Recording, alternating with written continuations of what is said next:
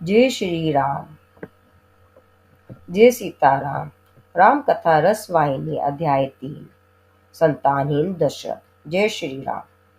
लंका के राक्षस राजा रावण को दशरथ तथा उसके यश के विषय में सुनकर बहुत ईर्ष्या हुई और उसने किसी भी उचित अनुचित प्रकार से दशरथ का नाश करने का निश्चय किया।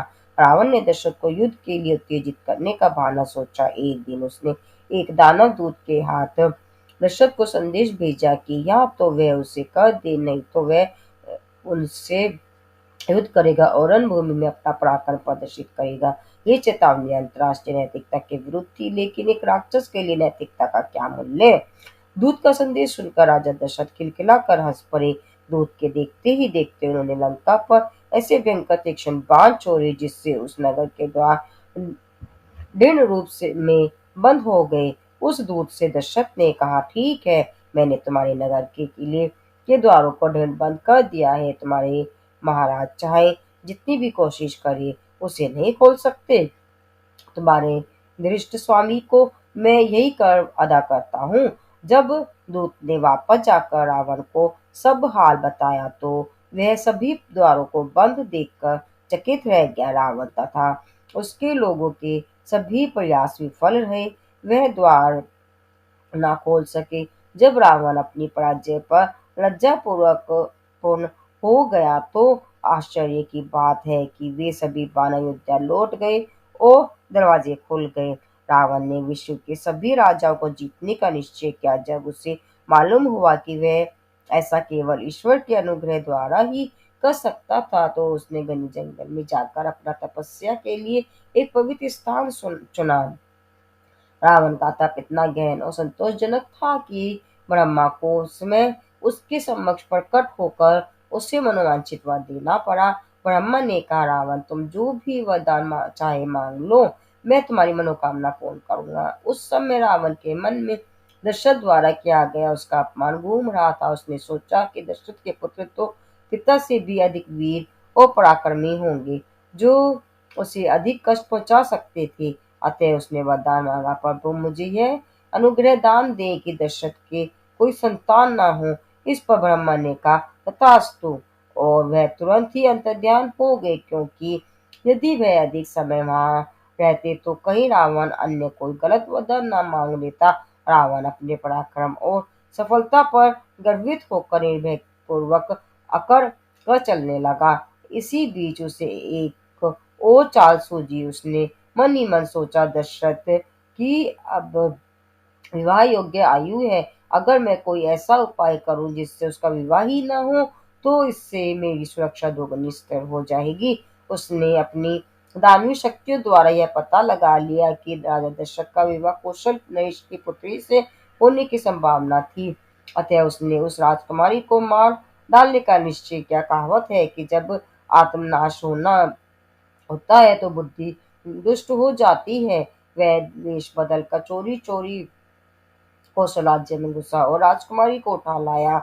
उसने राजकुमारी को लकड़ी के बक्से में बंद कर समुद्र में फेंक दिया। रावण को यह सत्य ज्ञात नहीं था कि दिव्य इच्छा के बिना कुछ भी संभव नहीं था, लेकिन ब्रह्मा की ही इच्छा विपरीत थी। लहरों पर बहता हुआ वह बक्सा किनारे पर पहुंच गया। जहां वह रुका वह एक मोहक स्थान था। जन अगले दिन दशरथ का प्रधानमंत्री सुमंत में ही राज्य की समस्याओं पर विचार विमर्श करने एकांत में अपनी छुट्टी बिताने उस स्थान पर आया। उसकी दृष्टि बक्से पर पड़ी। उसने उसे बाहर निकाल कर खोला। उसमें अति रूपवती विस्फारित नेत्रों तथा दिव्य कांति वाली कन्या को देखकर वह दंग रह गया। सुमंत को उस पर बहुत दया आई। उसने अति मीठी वाणी में कन्या से कहा, हे बालिका, तुम इस बक्से में कैसे बंद हुई? उसने उत्तर दिया, मैं कौशल राज्य की राजकुमारी हूँ। मेरा नाम कौशल्या है।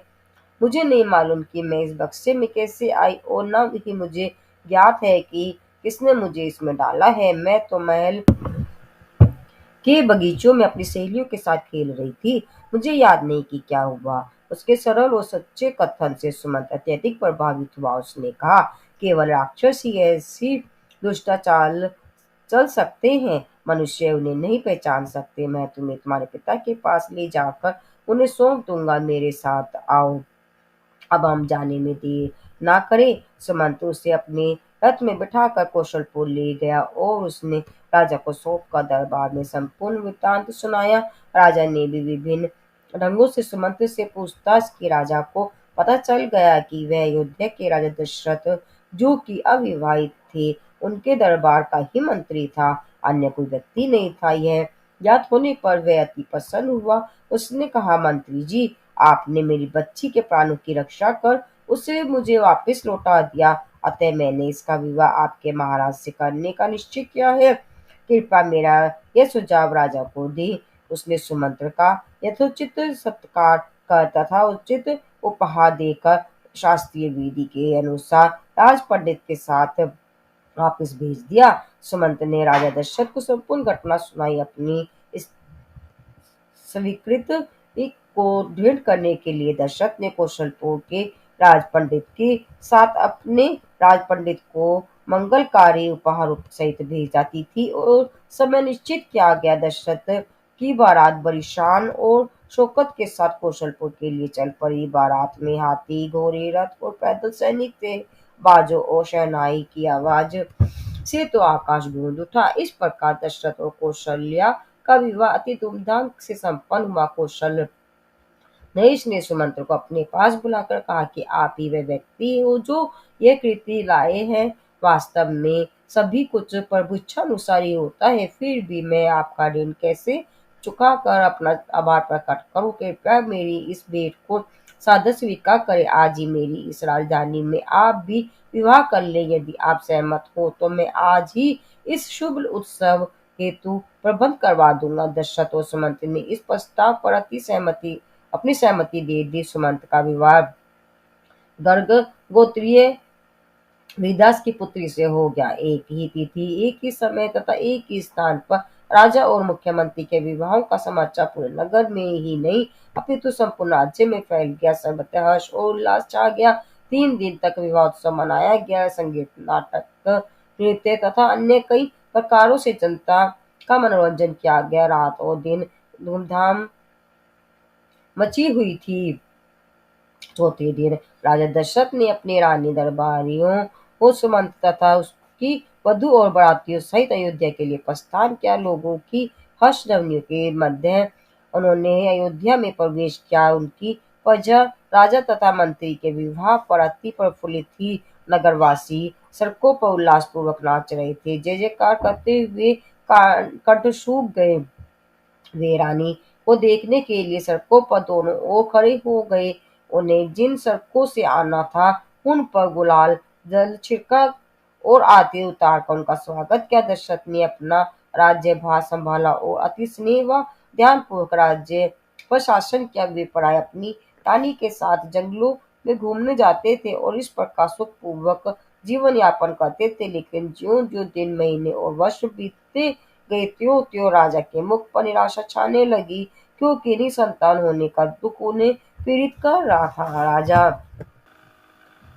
ने गुरुओं, पंडितों तथा मंत्रियों की सलाह ली और जब उन्हें कौशल्या की विशुद्ध प्रार्थना के विषय में निश्चय हो गया तो उन्होंने एक और विवाह कर लिया। उनकी दूसरी रानी का नाम था सुमित्रा। सुमित्रा अपने नाम के ही अनुरूप थी, क्योंकि वह मित्रता के गुणों से भरपूर थी। कौशल्या और सुमित्रा में परस्पर माँ और बच्चे के प्यार से भी अधिक अगाध स्नेह था। दोनों में ही ज्ञान, सहनशीलता, वैराग्य, सहानुभूति भावना थी। लेकिन कई वर्ष बीतने के बाद भी राजा के उत्तराधिकारी के कोई लक्षण दिखाई नहीं दे रहे थे। दुखाभिभूत राजा ने दोनों रानियों के आग्रह पर तीसरा विवाह किया। वह कश्मीर के केकई राज्य के राजा की केका नामक अति लावण्यमयी कन्या थी। केकई नरेश ने अपने कन्या के विवाह में देने से कुछ बातें रखी। उसने बलपूर्वक कहा कि केकई के पुत्र को उत्तराधिकारी बनने का अधिकार मिले। यदि अयोध्या के राजा इससे सहमत न हो तो वह अपनी पुत्री का विवाह उनसे नहीं करेगा। राज पंडित गर्ग यह संदेश अयोध्या लाए कौशल्या और सुमित्रा ने जान लिया कि राजा दशरथ के कई नरेश की कन्या से विवाह करने को लाले थे, क्योंकि सभी लोग उसके सौंदर्य की महान प्रशंसा करते थे। वे दोनों रानियां यह समझती थी कि सच्ची पत्नी का कर्तव्य है कि वे अपने पति की छोटी से छोटी इच्छा भी पूर्ण करने का पूरा प्रयास करे। वह यह भी भली भांति जानती थी कि अयोध्या राजवंश कदापि ऐसे पुत्र से दूषित नहीं होगा जो धर्मभ्रष्ट हो। दशरथ ने यह प्रण किया था कि उसकी तीसरी पत्नी का पुत्र उत्तराधिकारी बन सकता था कि कई का रघुवंशी बेटा अवश्य ही धर्म की प्रतिमूर्ति तथा निष्कलंक होगा। अतः उन दोनों ने कर्मबद्ध कर प्रार्थना करते हुए कहा, स्वामी आपकी प्रसन्नता से बढ़कर और क्या हो सकता है कि कहे ये महाराज द्वारा रखी गई शर्त की को स्वीकार कीजिए तथा उनकी कन्या से विवाह कर रघुवंश को बनाए रखिए। इस पर विचार करने के लिए एक क्षण की भी आवश्यकता नहीं है। रानियों के वचनों को सुनकर राजा की ललक अथवा उत्कंठा और तीव्र हो गई। अतः राजा ने गर्ग द्वारा संदेश भेजा कि उन्हें केकय नरेश की सभी शर्तें मंजूर थी और वे विवाह उत्सव की जोर शोर से तैयारियां कर रहे थे। राजा ने गर्ग पंडित को नाना प्रकार के उपहार देकर विदा किया। बहुत ठाट बाट से उत्सव मनाया गया। जब तीनों रानियां सहित सड़कों पर से राजा की बारात निकल रही थी तो उस समय वे सितारों के मध्य चंद्रमा के समान चमक रहे थे। राजा उन तीनों में से समान व्यवहार करते थे। वे तीनों परस्पर तथा राजा के प्रति प्रेम व आदर करती थी। वे राजा से बहुत प्रेम करती थी और उन्हें कभी भी अपसंद नहीं करती थी। वे राजा की आज्ञा पालन करने का पूर्ण प्रयत्न करती थी और कभी भी उनकी इच्छाओं का विरोध नहीं करती थी, क्योंकि वे पतिव्रता स्त्रियों के रूप में अपने पति की परमात्मा के समान पूजा करती थी। उन तीनों में परस्पर इतना अगाध प्यार था कि ऐसा प्रतीत होता था कि मानो वे देह तो तीन है पर प्राण एक ही हैं। वर्षों बीत गए। राजा तथा रानियों का यौवन पूर्ण हो गया और वे प्रौढ़ावस्था से गुजरते हुए वृद्धावस्था की ओर बढ़ रहे थे। पुत्र का जन्म होने के कोई लक्षण दिखाई नहीं दे रहे थे। अतः यदि वीर निवास में सुखी जीवन के सभी आराम उपलब्ध थे, लेकिन फिर भी राजा तथा रानियों के हृदय असंतुष्ट, चिंता और निराशा से वेदंते। एक दिन शाम को वे चारों राजा तथा तीनों रानियां महल के एक कक्ष में चिंतामग्न बैठे अयोध्या के भविष्य तथा इसकी संपन्नता समृद्धि एवं सुरक्षा के विषय में विचार विमर्श कर रहे थे। चारों ही बुद्धिमत सहित तथा मनोहर रूप से उत्तर देने का प्रयत्न कर रहे थे। अंत में वे समस्याओं का समाधान करने में असमर्थ रहे। अतः वे बोझिल हृदय सहित उठकर यह निश्चय किया कि उन्हें राजगुरु वशिष्ठ का परामर्श लेकर उसे स्वीकार करना चाहिए। पर बात होने पर उन्होंने आदर पूर्वक वशिष्ठ को आमंत्रित किया। अनेक पंडितों तथा सलाहकारों को भी परामर्श के लिए बुलाया गया। राजा ने उनके समक्ष समुद्र के मध्य स्थित विशाल राज्य पर शासन करने के लिए रघुवंश के उत्तराधिकारी की समस्या प्रस्तुत की।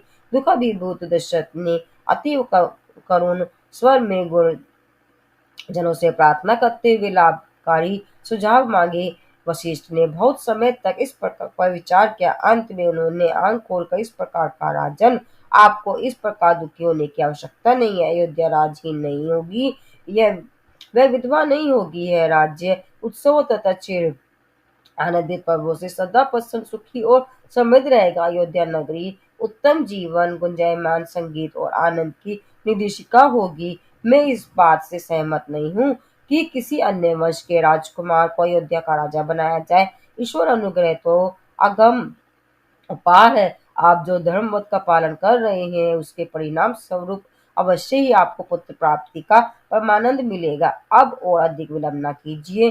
विवाह मंडप के पुत्र सिंह ऋषि को आमंत्रित करो और उसे प्रधान पंडित बनाकर पुत्र मृष्टि के यज्ञ, पुत्र प्राप्ति की कामना करने वाले के लिए वर्णित यज्ञ का अनुष्ठान करो। इस यज्ञ हेतु सभी आवश्यक संस्कारात्मक तथा वैदिक प्रबंध करो। ऐसा करने से आपकी मनोकामना अवश्य पूर्ण होगी। गुरु वशिष्ठ के इन आवश्यक संपूर्ण वचनों को सुनकर रानी आनंदित हो उठी। उनके हृदय में आशा रूपी पुष्प खिल उठा। वे अति विशुद्ध मन सहित प्रार्थना करती हुई निवासों में चली गई। राजा ने भांडक के पुत्र ऋषिशृंग को इस विशेष उद्देश्य हेतु राजनगरी में आमंत्रित करने के लिए उचित संदेशक की खोज की।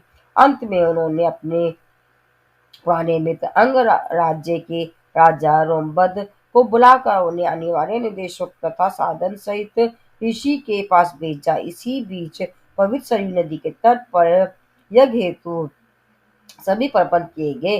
वैदिक विधि विधानों के अनुसार अति आकर्षक यज्ञ वेदियां बनाई गई। नगर को झंडियों और तोरणों से सजाया गया। पूर्वानुमान के अनुसार महान ऋषि ऋषिशृंग ने अपनी पत्नी शांता के साथ अयोध्या नगरी में पदार्पण किया। यह देखकर सभी लोग अपार प्रसन्न थे। राजा दशरथ ने महल के प्रमुख द्वार पर ऋषि का स्वागत किया। उन्होंने विधि अनुसार ऋषि के चरण धोए, फिर उनके चरणामृत की कुछ बूंदें अपने शीश पर डाली। फिर उन्होंने वशिष्ठ का चरण स्पर्श कर उनसे प्रार्थना की कि वे ऋषभ सिंह से उस यज्ञ का उचित विधि विधान पूछे। ऋषभ सिंह ने कहा कि सभी मंत्रीगण तथा विद्वान नियत स्थानों पर बैठे। उन्होंने राजा को भी सिंहासन पर बैठने का आदेश दिया। फिर उन्होंने यज्ञ को विभिन्न रीतियों का वर्णन किया और जिससे दरबारी पंडित अपने निर्देशक हेतु उन्हें ग्रहण कर ले। उन्होंने इतना विस्तार पूर्वक वर्णन किया कि प्रतीक को यह भी स्पष्ट रूप से ज्ञात हो गया कि यज्ञ भवन में उसे किस स्थान पर बैठना था। ऋषि ने निश्चित किया कि अगले दिन प्रातः 7 बजे यज्ञ प्रारंभ होगा। पल भर में यह समाचार भोजपुर नगर में फैल गया और उन्हें से पूर्ण ही सारी नगरी सड़कें हरी बंदरवारों से सजाई गई। सड़कों पर लोगों का अथाह जनसागर यज्ञ स्थल पर जाने के लिए सरयू के तट की ओर बढ़ रहा था। नदी तट पर उत्सुक दर्शकों की अपार भीड़ जमा थी। जब ऋषि सिंह अपनी पत्नी शांता तथा राजा व रानियों सहित विशेष रूप से निर्मित यज्ञ मंडप में प्रवेश कर रहे थे तो उस समय वेद पाठ हो रहे थे। बिगुल शनाई और नगाड़े बज रहे थे। लोगों की हर्ष ध्वनियों से आकाश गूंज रहा था। ऋषभ को यज्ञ के मुख्य आयोजक ब्रह्मा के रूप में प्रतिष्ठित किया गया। उन्होंने सभी विद्वानों को उनकी योग्यता अनुसार पूजा पाठ उच्चारण आराधना आदि की विभिन्न कार्य सौंपे। ऋषभ सिंह ने अति गहन भक्ति और विश्वास सहित वैदिक नियम अनुसार यज्ञाग्नि में स्वयं अयोध्या दी। जब अग्नि में विपुल मात्रा में आहुतियां डाली गई थी, उसमें से सबकी आंखों के सामने एक दिव्य पुरुष प्रकट हुआ जिसके तेज की गोंद से सब चकाचौंध हो गए। उसके हाथ में एक जगमगाता हुआ प्याला था। यह देखकर सभी लोग तथा पंडित गण विस्मित भय और हर्ष से स्तंभित रह गए।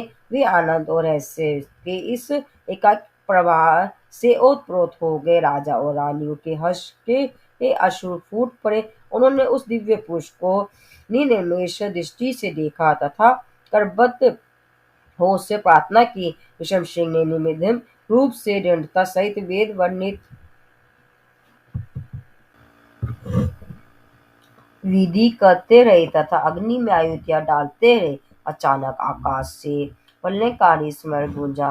ऋषभ सिंह विस्मित होकर आकाशवाणी सुनने लगे। आकाशवाणी इस प्रकार थी, महाराज यह पात्र स्वीकार करे और इसके पवित्र प्रसाद को अपनी तीनों रानियों में समान अनुपात में बांट दे। राजा के हाथों में वह पात्र देते हुए अग्नि शिखाओं से प्रकट वह रहस्यमय पुरुष अदृश्य हो गया। इस महान दृश्य को देखने वाले सभी लोग राजकुमारों पंडितों पुरोहितों के हर्ष का परावर नहीं रहा। शीघ्र ही अंतिम विधि विधान पूर्ण किए गए और महाराज अपने समान सहित देवताओं द्वारा प्रदत्त पवित्र पात्र लेकर अपने महल की ओर चल दिए। यह था राम कथा रस वाहिनी का अध्याय 3 संतानहीन दशरथ। बोलो जय श्री राम।